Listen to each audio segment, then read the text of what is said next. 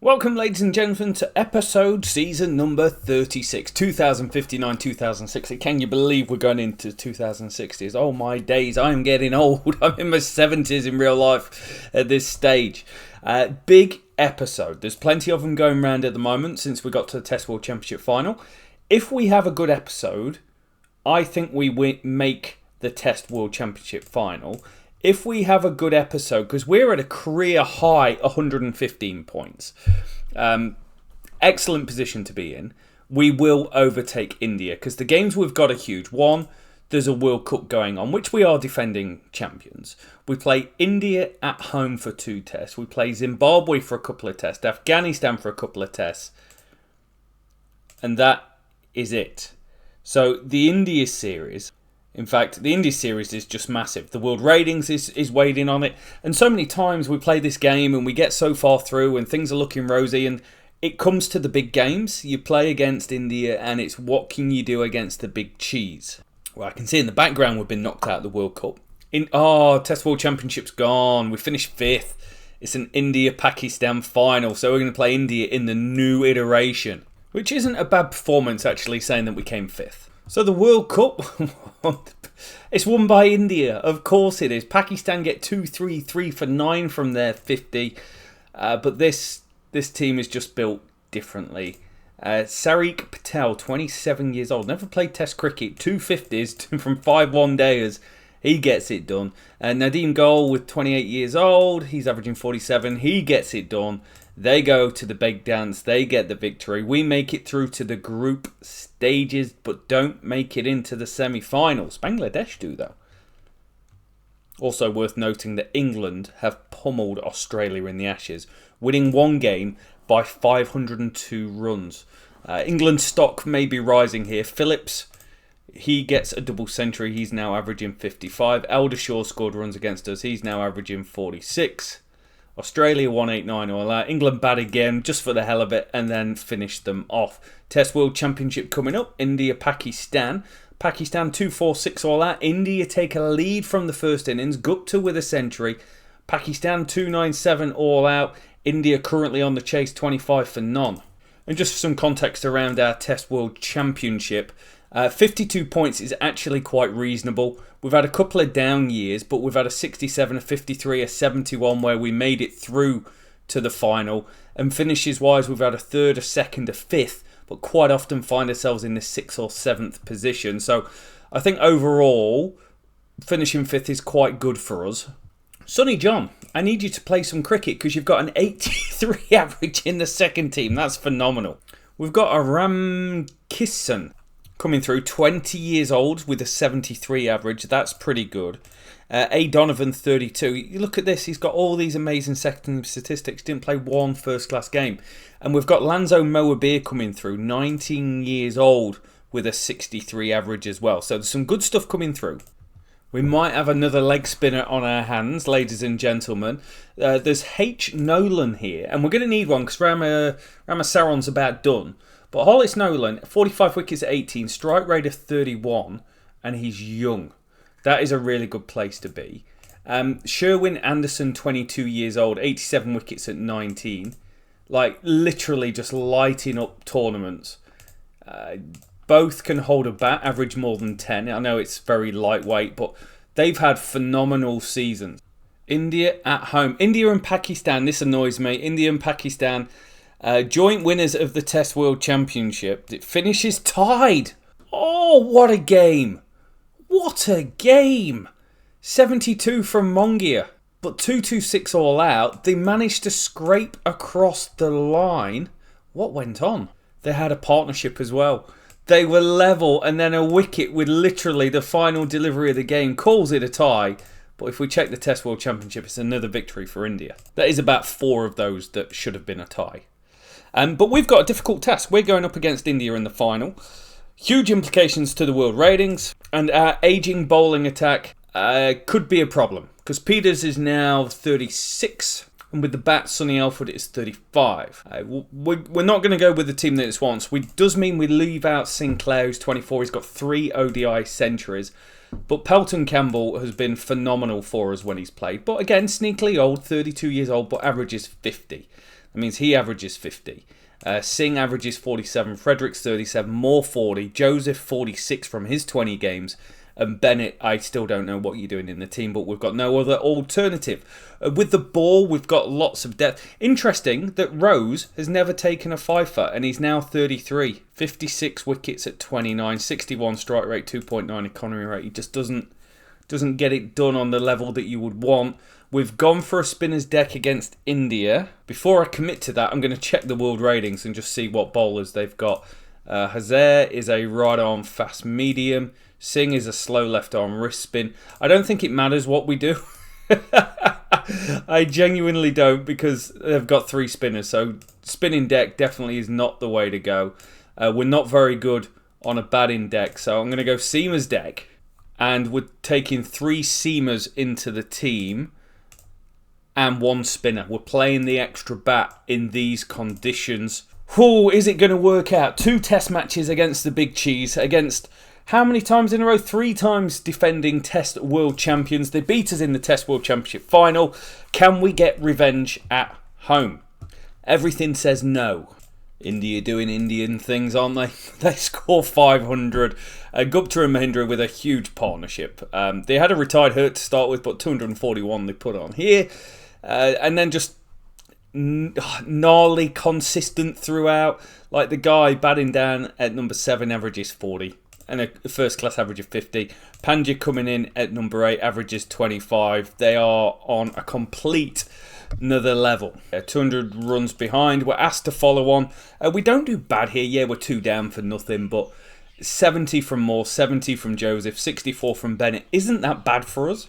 I had a moment going, we might win this. We've lost by 10 wickets. They knock off 19. 218 here, but we were going okay. We were 2 for 150 at one stage, but then the next 70 runs went for 8 wickets. Better team won by a long shot. Winning the toss always does help. Got to win the toss here. Got to win. Oh, we've lost the toss again. Got no chance bowling against them first up. Now we've got a chance, I hear you say. 65 for Chavan again, but 3 for Ramasaran on a seaming deck on day 1 is quite a phenomenal performance. His strike rate is 40.9. He has been an incredible player. He's 36, 391 wickets. We don't measure him on the wickets. We measure him on the metrics. Oh, what a performance. We score 499. Louis Bennett has been terrible for us. We've put him down to number 7 in the lineup, and all of a sudden he scored 250s and ended up 99 not out. Him and Ramasaran put on 162 for the 7th wicket. We get 50 from Fredericks, 47 from Campbell, 57 from Moore, 89 from Joseph. We are 260 runs ahead on day 3, session 3, uneven bounce, turning pitch. We believe this is not a drill. This is not a drill. We've tied the series with India, but more importantly, we've just beat them by 10 wickets. The reigning, defending, 3-time back-to-back Test World Champions, number 1, 34 out of 36 years. We've got it done. We bowled them out for 266 in the second innings. Thomas and James getting it done. That is one of the greatest performances for this West Indies team, with Bennett averaging 80, Joseph 58, Moore 57. Moore, I was editing some videos not long ago and I saw that I called out Moore as a future potential player.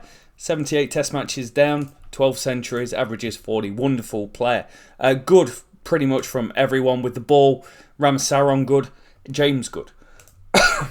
World ratings. We move up to 116 points. We overtake New Zealand and we hold the number 2 slot. And the Test World Championship is going to appreciate that as well.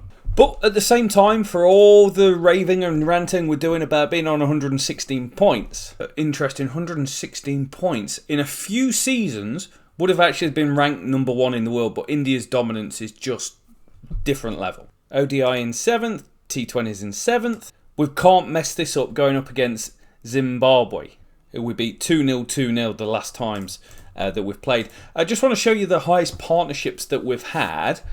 Because Ramasaran and Bennett's 162 was the highest 7th wicket partnership we've had in the entirety of the game. And only one, Moore's and Singh's 350 against Zimbabwe and Bulawayo, where we scored 700, it makes the all-time list. Oh, Moore and Staple with 162 for the 9th wicket as well. We have seen, though, when we've played against Zimbabwe, their bowling has been relatively poor, but the bat has been hot. Okay, it's going to be a decent batting wicket, so there's only room for one spinner in the team, which will be Ramasaran. Batting lineup doesn't change, except we go with 6 batters, Ramasaran at 7, and then we've got a little bit of change around the bowling. So Peters was unavailable, which means James and Thomas are there. But we've got to go back to Kisson, who's now 33 years old. We only gave him 1 test. But his first class record, 132 wickets at 20, strike rate at 38, is actually phenomenal. And he's got a good economy rate as well. And we're going to have to give a debut as well to Pelham Dixon, who I think I've touched on before. 3 fifers in ODI cricket, 24 average with the ball in first class cricket, 49 strike rate, 302 economy rate. Don't expect him to set the world alight, but I think they're the changes we make to get the balance of the team. We do have some new faces on the bench as well. We've got D. Daniel and W. Khan, both averaging about 39 in first class cricket, as well as Nolan, the young leg spinner who I touched on. So Operation Do Not Make a Complete Mess of It is underway. Okay, we put the declaration in at 734. Essentially, we've batted 2 days and we're going to give ourselves 3 days to bowl them out twice. Singh with 227. He feasts on this Zimbabwe team. His record, he averages 259 against them with almost 1,000 runs, 3 centuries. Just astonishing. Nick Moore with 217. I think that's a record for him. Yes, it is.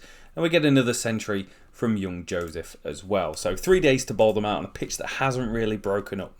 And we do enforce the follow on. We bowl them out in 50 overs actually. They score at 4 and over, but James 4, Dixon 3 on debut I quite like. We do it, win by 330 runs, wicket spread around again. Really happy with this. We've just got to win the test matches, get out, pad some stats. It's not going to make an iota bit of difference of that, but it will in here. Okay, second test, declare on 716. It's just ridiculous. Moore with another 100. Well done to you. Joseph with a career best 239. 7 test match centuries for him. Yes, he has feasted on Zimbabwe, but he has done it against pretty much every team he's played against, and only 2 of his centuries has come against them. Ramasaran with yet another 59 in his career. He is literally the next Shane Warne, never going to score a ton. Okay, win by an innings and 218 runs this time. We make it pretty easy. Thomas gets 6 in the second innings, 10 in the game, so that's his second career 10-fer. So well done to you. Now averaging 29, strike rate down to 48. I really like that. Think we've got a good team. We've just walked past them. Literally just walked past them. It's an outstanding performance of dominance. Solidifies as we move up to 117 points as well. Okay, so Operation Just Don't Make a Mess of It rolls on and we go to Afghanistan. World ratings, Afghanistan in 10th, but they've done us before. That's the problem. A lot of teams have turned us over before. In fact, we drew there in 2039, so I don't know whether this means more to the world ratings. We get a pretty even sort of pitch actually, so I think I'm going to stick with the team we've got. Batting averages are phenomenal at the moment. Singh 48, Campbell 50, Joseph 53. I fully expect those to level out over time. Fredericks 36 from 49 games. He's still really young, 28 years old, maybe not that young, but 10 centuries. Centuries mean something. Moore 43, Bennett 31. I'm happy with the bat. Relatively happy with an inexperienced bowling attack. Can we get it done in Afghanistan, or are we going to be left wanting? They've got Zahir, who averages 52 with the bat. Oh, that is damage.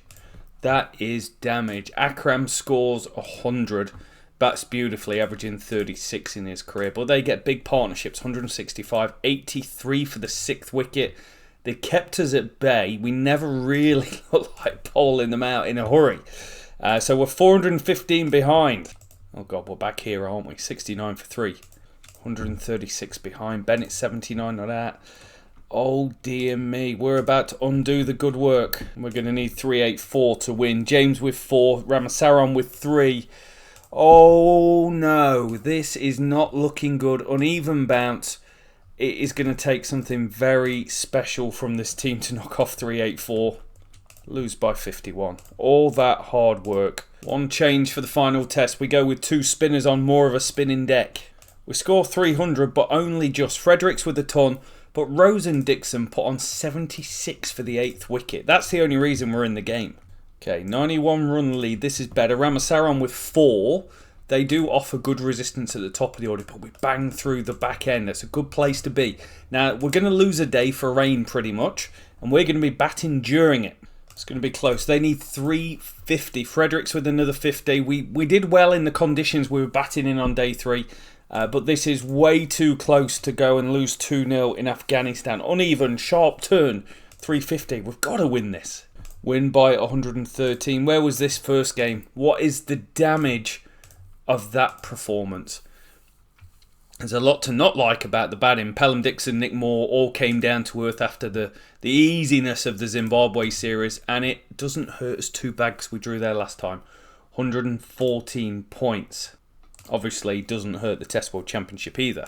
So we finished the episode in 3rd on 114 points, which from a West Indies point of view is the first time we've ever finished a season in 3rd position. So kudos to us. The Afghanistan stuff does hurt, but we're still heading in the right direction. We're down 1 point on where we were from last year, and that included a draw against India.